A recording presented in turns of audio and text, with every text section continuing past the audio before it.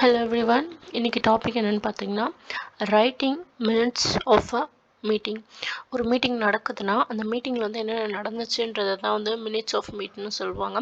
நம்ம நிறையா வந்து நோட் பண்ணி தான் நம்மளுக்கு தெரிஞ்சிருக்கும். ஏதோ ஒரு மீட்டிங்னா நோட் பென் எடுத்துக்கோங்க அப்படி சொல்லுவாங்க. ஏன்னா அதில் நடக்கக்கூடிய முக்கியமான விஷயங்களை நம்ம வந்து மிஸ் பண்ணிடக்கூடாதுன்றதுக்காக நோட் பென் எடுத்துக்க சொல்லுவாங்க. ஸோ நம்ம நிறைய பேர் நோட் பென் எடுப்போம், பட் வந்து என்னென்னத்தை கவர் பண்ணணுன்றது நம்மளுக்கு தெரியாது. அதுதான் இந்த டாப்பிக்கில் வந்து டீட்டெயிலாக சொல்லியிருப்பாங்க. ஆக்சுவலாக வந்து இது யாருக்கெல்லாம் யூஸ் ஆகும்னா, ஒரு ஆஃபீஸில் ஒர்க் பண்ணிகிட்ருக்கவங்க, இல்லை ஏதாவது ஒரு ஆர்கனைசேஷனில் ஒர்க் பண்ணிகிட்ருக்கவங்க, ஸ்டூடெண்ட்டாக இருக்கவங்க, பிஹெச்டி பண்ணுறவங்க, ஆல்மோஸ்ட் வந்து ஒரு கிளாஸ் கவனிக்கிறவங்க கூட நோட்ஸ் எடுக்கிற மாதிரி இருக்கும். ஸோ அதுக்கு வந்து இந்த டாபிக் வந்து ரியலாக ரொம்ப யூஸ்ஃபுல்லாக இருக்கும். சரி, வாங்க டாபிக் உள்ள போகலாம். ஃபர்ஸ்ட் வந்து எதுக்கு மினிட்ஸ் ஆஃப் மீட்டிங் அப்படின்னு பார்த்தீங்கன்னா, ஒரு அஃபிஷியலான ரிட்டன் டாக்குமெண்ட். அதை தான் வந்து மினிட்ஸ் ஆஃப் மீட்டிங்னு சொல்லுவாங்க. அதில் வந்து நம்ம என்னென்னத்தெல்லாம் இன்க்ளூட் பண்ணியிருப்போம்னு பார்த்தீங்கன்னா, நம்ம என்னென்ன டிஸ்கஸ் பண்ணோம், என்னென்ன டிசிஷன்ஸ் எடுத்தோம், என்ன மாதிரியான ஆக்ஷன்ஸை வந்து நம்ம செய்ய போகிறோம் அப்படின்றத வந்து அதில் டீட்டெயிலாக டிஸ்கஸ் பண்ணியிருப்போம். அண்ட் இந்த மினிட்ஸ் ஆஃப் மீட்டோட பர்பஸ் என்ன அப்படின்னு சொல்லிட்டு பார்த்தீங்கன்னா, ஒரு டிசிஷன் எடுக்கிறோம், இல்லை ஒரு வேலை செய்ய போகிறோன்னா அது வந்து ஒரு டாக்குமெண்ட்டை நம்ம ரெடி பண்ணிட்டோம். அண்ட் வந்து ஃப்யூச்சர் மீட்டிங்க்கு வந்து ஒரு ரெஃபரன்ஸாக நம்ம இதை வச்சுக்கலாம். போன மீட்டிங்கில் நம்ம இதெல்லாம் பேசணும், ஸோ இந்த மீட்டிங்கில் வந்து இதை தவிர்த்து வேறு எதனா பேசணும், இல்லை இதோட கண்டினியூஷன் பேசணும் அப்படின்னு நம்மளை வந்து இண்டிகேட் பண்ணும். அண்ட் இன்னொன்று வந்து அன்றைக்கி வந்து யாரோ ஒருத்தவங்களுக்கு வந்து சிக் லீவாக இருக்கலாம், இல்லை ஒரு பர்சனல் ரீசன்ஸ் எல்லாம் ஆப்செண்ட்டாக இருக்கலாம். நம்மளோட ஃப்ரெண்ட், நம்மளோட கொலீக், நம்மளுக்கு தெரிஞ்சவங்க யாராவது இருப்பாங்கள்ல, ஸோ அவங்களுக்கு நம்ம வந்து எக்ஸ்பிளைன் பண்ணுறதுக்கு ஈஸியாக இருக்கும். லைக் வந்து நம்ம வந்து நம்ம ஃப்ரெண்ட் வந்து நேற்று ஆப்செண்ட்டாக இருந்தானா, நேற்று மேக்ஸ் கிளாஸில் என்னென்ன நடந்துச்சுடா, நோட்ஸ் காமிடான்னு சொல்லி கேட்பான்ல. ஸோ அப்போ வந்து நம்ம நோட்ஸ் எடுத்துருப்போம், அந்த நோட்ஸை வந்து நம்ம அவனுக்கு காமிப்போம். அப்படி இல்லைனா நம்ம என்ன கிளாஸில் கவனிச்சோமோ அதை நம்ம வந்து அவருக்கு சொல்லிக் கொடுக்குற மாதிரி இருக்கும். ஸோ அதை கூடமே வந்து ரைட்டிங் மினிட்ஸ்னு சொல்லலாம். அண்ட் அடுத்தது பார்த்திங்கன்னா, ஒரு அக்கௌண்டபிலிட்டி. நம்ம வந்து கொஷின்ஸ் ரைஸ் பண்ணலாம். நீங்கள் அன்றைக்கி இந்த மாதிரி இந்த மீட்டிங்கில் சொன்னீங்களே, அது ஏன் இன்னும் பண்ணி முடிக்கல அப்படின்னு சொல்லிட்டு நம்ம வந்து கேட்கலாம்.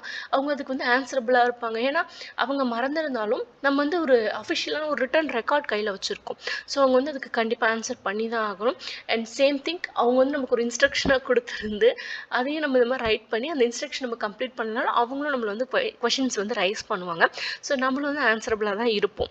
அண்ட் நெக்ஸ்ட் ஒன் பார்த்தீங்கன்னா, என்ன மாதிரி ஃபார்மேட் வந்து ஒரு மீட்டிங்கில் வந்து நம்ம மினிட்ஸ் எடுக்கிறதுக்கு யூஸ் பண்ணிக்கலாம் அப்படின்னு பார்த்தீங்கன்னா, ஃபர்ஸ்ட் வந்து அந்த மீட்டிங்கோட டீட்டெயில்ஸ் இருக்கணும். நம்ம மாட்டுட்டு நிறைய மினிட்ஸ் ஆஃப் மீட்டிங் எடுத்து எழுதி வச்சுருப்போம். பட் வந்து என்ன மீட்டிங்கோடது இது எப்போ நடந்தது, அது மாதிரி நமக்கு நிறைய கன்ஃபியூஷன்ஸ் இருக்கும். லைக் வந்து நம்மளோட டீச்சர்ஸ்லாம் கூட நம்மளை வந்து ஸ்கூலில் சொல்லி கொடுத்துருப்பாங்க, இன்றைக்கி நடத்துகிறத இன்னைய டேட் போட்டு எழுதுங்க அப்படின்னு சொல்லியிருப்பாங்க. ஆக்சுவலாக எனக்கெலாம் சொல்லியிருக்காங்க. அண்ட் எல்லாருக்குமே கண்டிப்பாக சொல்லியிருப்பாங்க. ஸோ ஃபர்ஸ்ட் வந்து நம்ம வந்து என்ன மாதிரி ஃபார்மேட்டை வந்து ஃபாலோ பண்ணணும்னு சொல்லி தெரிஞ்சுக்கலாம். ஃபர்ஸ்ட் வந்து மீட்டிங்கோட டீட்டெயில்ஸ் இருக்கணும். என்ன மீட்டிங் டைட்டில் அப்படின்னு நம்மளுக்கு தெரிஞ்சிருக்கணும். அதோட டேட் அண்டு டைம் தெரிஞ்சிருக்கணும். லொக்கேஷன், இப்போ வந்து ஒரு ஸ்கூலில் நடக்குது, இல்லை ஒரு ஆர்கனைசேஷன் நடக்குதுன்னா அந்த ஆர்கனைசேஷன் பேர் இருக்கலாம். இல்லை விர்ச்சுவலாக நடக்குது, அதாவது ஆன்லைனில் நடக்குதுன்னா என்ன மாதிரியான பிளாட்ஃபார்மில் நடக்குது, லைக் ஜூமில் நடக்குதா, இல்லை கூகுள் மீட்டில் நடக்குதா அப்படின்னு சொல்லிட்டு, இல்லை ஸ்கைப்பில் நடக்குதா அப்படின்றத நம்ம ரெப்ரசன்ட் பண்ணி வச்சுக்கணும். அண்ட் என்ன மாதிரியான சேர் பர்சன், அது வந்து ஒரு ஹெட் பர்சன் இருப்பாங்கல்ல. இப்போ வந்து ஒரு கிளாஸ்னால் இன்றைக்கி தமிழ் பீரியட்னா தமிழ் மிஸ் அவங்க நேம் எழுதி வச்சுக்கலாம். இல்லை ஒரு ஆர்கனைசேஷன்னா ஹெச்ஆர் மீட்டிங்னா ஹெச்ஆரோட நேம் எழுதி வச்சுக்கலாம். இல்லை இது வேறு ஏதோ ஒரு மீட்டிங்னா அவங்களோட பர்சனோட, அந்த ஹெட்டோட பர்சனோட நேம் எழுதிக்கலாம். அண்ட் ரெக்கார்டர் இல்லைனா மினிட் டேக்கர்னு சொல்லுவாங்க, அது வேறு யாரும் இல்லை, அது இடத்துல நம்ம பேர் தான் எழுதிக்கணும். ஏன்னா நம்ம அதில் அந்த மினிட்ல என்னென்ன நடக்குதுன்றது வந்து ரெக்கார்ட் பண்ணிகிட்ருக்கோம். ஸோ நம்ம தானே அதை எழுதிட்டுருக்கோம். ஸோ நம்ம நேம் எழுதிக்கணும். நெக்ஸ்ட் பார்த்திங்கன்னா அட்டெண்டன்ஸ். அன்னைக்கு நம்மளோட டீம்லேருந்து யார் யார் வந்திருக்காங்க, யார் யார் வரலை, அந்த வராதவங்களும் யார் யார் நான் வரலைன்றதை வந்து ஒரு அப்பாலஜிஸ், அதை வந்து இன்ஃபார்ம் பண்ணியிருக்காங்க, இந்த ரீசனால் வர முடியலன்றவங்களும் இருக்கணும். நான் அப்பாலஜிஸ்ட்டும் இருக்கணும். யாரெல்லாம் வந்து சொல்லாமலே லீவ் போட்டிருக்காங்கன்றது நம்மளுக்கு தெரியணும். அப்போ தான் நெக்ஸ்ட் மீட்டிங்கில் வந்து நம்ம வந்து கொஷின் கேட்கறதுக்கு கரெக்டாக இருக்கும். அப்படி இல்லைன்னா அவங்கள ஏன் நம்ம வந்து பண்ணலைன்னு கேட்காம இருக்கலாம். அண்ட் அடுத்தது பார்த்திங்கன்னா, அஜெண்டா ஐட்டம்ஸ். என்னென்ன வந்து நம்ம அந்த மீட்டிங்கில் பேசுகிறத நம்ம எழுதணும்னு பார்த்தீங்கன்னா, என்ன டாப்பிக்கை டிஸ்கஸ் பண்ணுறோம் அப்படின்றத எழுதணும். நெக்ஸ்ட் வந்து summary of discussion.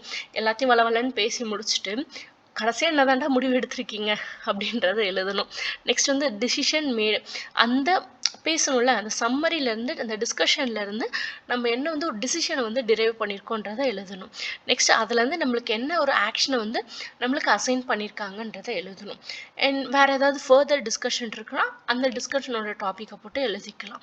Next meeting என்னைக்கு அப்படின்னு சொல்லிட்டு லைக் வந்து இந்த ஃப்ரைடே ஒரு மீட்டிங் நடக்குதுன்னா நெக்ஸ்ட் அடுத்த ஃப்ரைடே இந்த டைமிங்கில் மீட்டிங்னு சொல்லிட்டு இந்த மீட்டிங்லேயே வந்து முடிவு பண்ணி அதை நெக்ஸ்ட் மீட்டிங் டைமிங்கில் எழுதிப்பாங்க.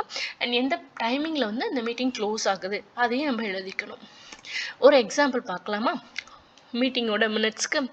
ஃபர்ஸ்ட் வந்து மீட்டிங் டீட்டெயில்ஸில் பார்த்தீங்கன்னா இன்னையோட மீட்டிங் டைட்டில் என்னென்னா மார்க்கெட்டிங் ஸ்ட்ராட்டஜி மீட்டிங். என்ன டேட்னு பார்த்தீங்கன்னா May 8, 2025. டைமிங் பார்த்தீங்கன்னா 10 மணிலேருந்து 11:15 காலையில் நடக்குது.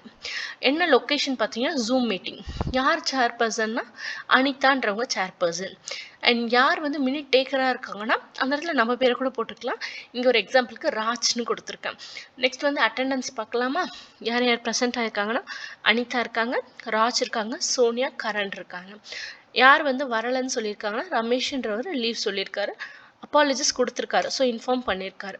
ஃபர்ஸ்ட் அஜெண்டா என்னன்னு பார்த்தீங்கன்னா கேம்பெயின் எப்படி பிளான் பண்ணுறோன்றது தான். ஸோ டிஸ்கஷன் வந்து யார் யார் என்னென்ன பேசுகிறாங்கன்றதை வந்து ரொம்ப ஷார்ட் அண்ட் ஸ்வீட்டாக எழுதிக்கணும். சோனியா என்ன சொல்கிறாங்கன்னா ஒரு நியூ கேம்பெயினை வந்து ஃபோக்கஸ் பண்ணலாம் ஜெனிசெட் ஆடியன்ஸ்க்காக அப்படின்னு சொல்கிறாங்க. எது மூலமானா இன்ஸ்டாகிராம், யூடியூப் மூலமாக.